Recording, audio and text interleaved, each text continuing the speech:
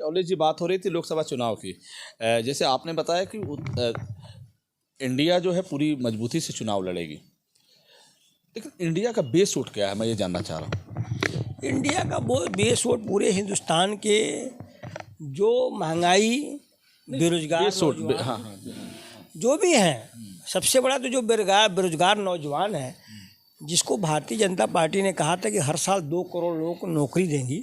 तो आप स्पष्ट देखिए कि वो आबादी आज 10 साल में 10वां साल पूरा हो जाए, 20 करोड़ जो नौजवानों को नौकरी मिली, तो 20 करोड़ नौजवान हमारे देश के साथ हो गए हैं, सबसे पहली बात।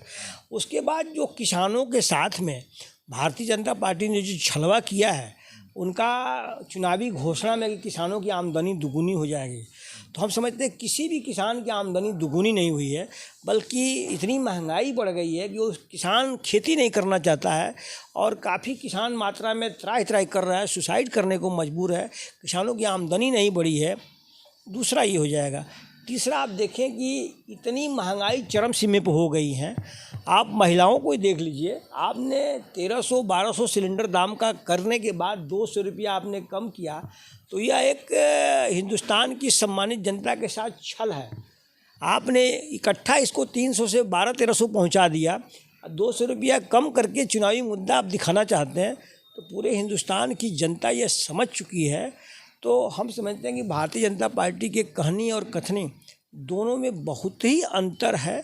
तो आपको मुद्दा तो स्पष्ट जनता के सामने दिखाई दे रहा है और विपक्ष दिन पर दिन मजबूत होता जा रहा है। इसलिए मैं नहीं कह रहा हूँ, पूरी हिंदुस्तान की जनता कह रही है कि भारतीय जनता पार्टी अब अपने सफाई के रास्ते पे चल दी है। इसलिए हम समझते हैं कि जो हिंदुस्तान की जनता कह रही है, उसी चीज़ को हम आपके मंच पे बताना चाहते हैं, और जब भी आप पूछते हैं तो बताता रहता हूं मैं। नेता ये कहना है कि जैसे भारतीय जनता पार्टी के पास से ये दावा है कि छोटी छोटी जातियों की, झुग्गी झोपड़ी में रहने वालों की राशन की बात हो रही है, उन तक राशन पहुंचाया जा रहा है। जो छोटी छोटी जातियां हैं वो भारतीय जनता पार्टी को ही वोट करेंगी, जैसा भारतीय जनता पार्टी के नेताओं का दावा है। वहीं अब पूर्वांचल की राजनीति में एक अहम चेहरा ओम प्रकाश राजभर की हम बात करते हैं। ओम प्रकाश राजभर इसके पहले अखिलेश यादव के साथ थे, तो उत्तर प्रदेश में अच्छी सीटें गई अखिलेश की झोली में। लेकिन अब ओम प्रकाश राजभर भारतीय जनता पार्टी यानी एनडीए के साथ हो गए हैं। तो ऐसे में आप जो बेस वोट है, उस बेस वोट पे कैसे सेंधमारी कर पाएंगे?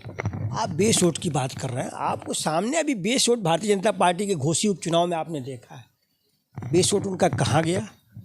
कितनी इस प्रदेश की जनता, इस देश की जनता होशियार और सम्मानित है कि उनका बेस वोट, जहाँ पे 2-2 डिप्टी सीएम और 30-40 मंत्री और सैकड़ों विधायक गलियों गलियों में घूम रहे थे, उसके बाद भी सेमीफाइनल भारतीय जनता पार्टी मान रही थी, जो बुरी तरह से चुनाव हार करके यहाँ से वापस गई। पहली बात। दूसरी बात कि जो हमारे देश की जो छोटी पिछड़ी अन्य जातियाँ हैं, जिनको आप राशन फ्री में दे रहे हैं, तो कोई भी जाति राशन फ्री में नहीं चाहती, उसको रोज़गार चाहिए। आप राशन फ्री की जगह पर अगर उसको रोज़गार देते, तो आदमी मेहनत करके काम करके सफल होता और सफलता के साथ में उसके परिवार में खुशहाली होती। आप राशन फ्री में देख करके जनता के साथ में धोखा करते हैं, हम जहाँ तक समझते हैं। तो जरूरत है हिंदुस्तान की जनता। प्रश्न आपकी महंगाई पे आपने कहा कि जब महंगाई अभी विधानसभा चुनाव 2022 में बीते हैं, इसके पहले भी महंगाई थी, लेकिन फिर भी उत्तर प्रदेश की जनता ने योगी सरकार को अपनाया।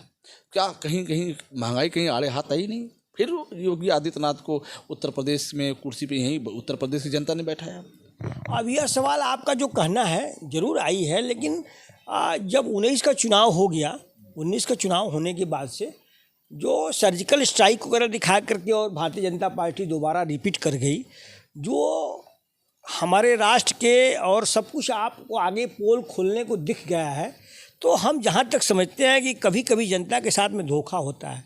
अब जहाँ हमारे राष्ट्र की जनता को मान सम्मान की बात आती है, एक बार जनता विश्वास कर लेती है, तो अब वो विश्वास दोबारा नहीं है। वो तो खुद भारतीय जनता पार्टी के लोग ही बताते हैं, उनके पूर्व गवर्नर बताते हैं, उनके पूर्व जनप्रतिनिधि बताते हैं, और ख़ास तौर से सुब्रमण्यम स्वामी जी इसका बार बार खंडन करते हैं कि हमारे दल में कैसे नेता हैं और किस तरह से देश को गुमराह करने का कोशिश करते हैं।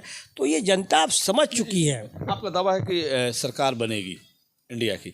अभी आपने कहा कि महंगाई पर सर्जिकल स्टाइल भारी पड़ा, एक मुहिम चला भारतीय जनता पार्टी की सत्ता में आई, तो क्या 2024 के चुनाव में भी कुछ अलग स्टाइल होगा? फिर इंडिया के सामने इंडिया क्या करेगी? वो कुछ भी अगर करेगी तो फिर भी हिंदुस्तान की जनता बहुत समझदार है। अब एक बार समझ चुकी है, एक बार बहकावे में नहीं आएगी, दूसरी बार बहकावे में नहीं आएगी। आपको घोषी उपचुनाव में रिजल्ट दिखाई दिया, भारतीय जनता पार्टी सेमीफाइनल मान के चल रही थी, जिसका सफाया हो गया बुरी तरह से। पूरे हिंदुस्तान की जनता ये समझ चुकी है। और कहीं भी आपको बता दें, भारतीय जनता पार्टी जहाँ भी थोड़ी बहुत सरकार चल रही है, दाएं बाएं जो चला रहे हैं, वो तोड़ मरोड़ करके जो राजनीतिक पार्टियां हैं उनको ब्लैकमेल करके तोड़ ताड़ के जनप्रतिनिधियों को अपनी सरकार चला रहे हैं। एक उत्तर प्रदेश जो उनको दिखाई दे रहा है, तो यूपी में भी इस बार 1/3 भी नहीं आएंगे। कह रहा है कि अब तो सरकार ने महिलाओं के लिए विधेयक लाया, अब तो महिलाओं के सम्मान की बात हो रही है, महिलाओं को आगे बढ़ाने की बात हो रही है, तो ये इस पर क्या आपकी प्रतिक्रिया है? ये विधेयक इनको 2014 में लाना चाहिए, 14 में भी नहीं लाए, पास नहीं किए, 19 में भी पास नहीं किए। अब इनकी सरकार जाने की स्थिति आ गई है, तो आप जल्दी जल्दी में तीसरी महागठबंधन की बैठक जैसे ही आपकी मुंबई में हुई है, तो घबराहट के चलने तत्काल में विदिन एक वीक का सेशन इन्होंने चलाया, जिसके तहत ये जनता को गुमराह करने का, महिलाओं को गुमराह करने का कोशिश कर रहे हैं। और ये भी अभी घोषणा हुआ है, इस घोषणा का हम सम्मान करते हैं, लेकिन इसका भी है कि अभी परसिमन होगा, परसिमन के बाद से तब इसको लागू किया जाएगा। और 15 साल के लिए किया, क्यों 15 साल के लिए किए? इसको आजीवन करना चाहिए, पहली बात। दूसरी बात कि तत्काल प्रभाव से लागू करना चाहिए, इसी चुनाव में 24 में करके दिखाना चाहिए, तब माना जाएगा ना कि महिलाओं के साथ में न्याय हुआ।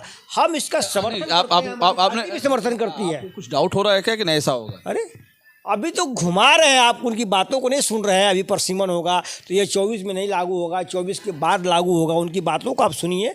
तो भारतीय जनता विश्वास है कि 24 बाद कुछ नहीं होगा? अरे अभी 24 में तो हो ही नहीं रहा है, हमको नहीं, पूरे देश की सम्मानित जनता, देश की महिलाएं इस बात को समझ रही है कि भारतीय जनता पार्टी की कहानी और कथनी दोनों में बहुत अंतर है। ये 14 में भी कहे थे, 14 में भी नहीं लागू किए, 19 में भी नहीं लागू, अब 24 में सरकार जाने का टाइम हो गया तो जल्दीबाजी में इन्होंने लागू किया है। बसपा सुप्रीमो मायावती कहती है कि 2011 के बाद जनगणना नहीं हुआ।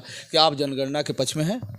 बिल्कुल, हम तो सभी पक्ष में हैं। जो देश के हमारे इंडिया गठबंधन जो भी कह रहा है, इसे हिंदुस्तान इंडिया के राष्ट्र के सभी सम्मानित जनता के निर्णय में सब चीज़ होना चाहिए।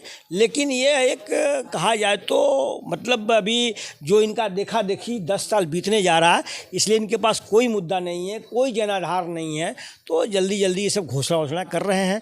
और विपक्ष के एकता से घबराए हुए हैं, इसलिए इनकी बातें इस तरह से हो रही हैं और जल्दीबाजी में सब निर्णय हो रहे हैं। और जो निर्णय हो तुरंत लागू होना चाहिए। एक सवाल और आया कि कुछ लोगों का ये कहना है कि देश के प्रधानमंत्री नरेंद्र मोदी का संसदीय क्षेत्र बनारस है, काशी के नाम से जाना जाता है।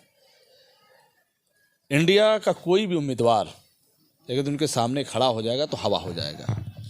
ये कहने की बात है, इंडिया गठबंधन के पास ऐसे उम्मीदवार है कि शायद उनका नाम आएगा तो मोदी जी भी अपना पलड़ा बदल के गुजरात चले जाएंगे, यूपी से चुनाव नहीं लड़ेंगे। ये भी समय आने वाला है, देखिएगा, ये भी टाइम आने वाला है कि मोदी जी शायद बनारस छोड़ करके गुजरात चले जाएंगे चुनाव लड़ने के लिए। ऐसे ऐसे प्रत्याशी इंडिया गठबंधन के पास है, वो समय और टाइम आने वाला है। पत्ता नहीं खुलेगा? अरे पत्ता अभी खुलेगा ना। अभी हम लोग की पार्टी में अभी समीकरण तय हो रहा है। अभी 13 तारीख को एक बैठक हुई है, उसके बाद लगातार बैठक होगी। मोदी को भी हम लोग टक्कर देंगे ताकि मोदी यहाँ से। एक चर्चा और आई थी कि प्रियंका गांधी का भी बनारस से लड़ने की चर्चा है क्या? बिल्कुल, हम लोग इंडिया गठबंधन भी चाहता है और हमारे इंडिया गठबंधन के जो कांग्रेस पार्टी के प्रदेश अध्यक्ष हैं अजय राज जी ने पहले से कह दिया है। और हम समझते हैं कि अगर प्रियंका जी आएंगी तो इंडिया गठबंधन उनके नाम पर मुहर भी लगाएगा और जनता दल यूनाइटेड इसमें सबसे आगे रहेगा, समाजवादी पार्टी सबसे आगे रहेगी, ताकि मोदी को हराना हम लोग इंडिया की ऐसी बड़ी जीत हो जाएगी। चलिए, बहुत सारी बातें होंगी, राजनीतिक मुद्दे तमाम हैं, किन किन मुद्दों पे बहस किया जाए, लेकिन आगामी लोकसभा चुनाव को लेकर राजनीतिक सरगर्मी बढ़ती जा रही है। विभिन्न राजनीतिक दलों के नेता वोट के गूढ़ागणित में, सीट के गूढ़ागणित में लगे हुए हैं। वहीं एनडीए के सामने इंडिया पूरी मजबूती से खड़ी दिखाई दे रही है। बात करें पूर्वांचल की, बात करें उत्तर प्रदेश की, बात करें देश की राजनीति की, चारों तरफ चुनावी माहौल अभी से दिखाई देना शुरू कर दिया है। आगे से हम जुड़े, आप फिर आपसे जुड़ेंगे, तब तक इतना ही जुड़े हमसे। बलिया आजकल से मैं रोशन जायसवाल, नमस्कार।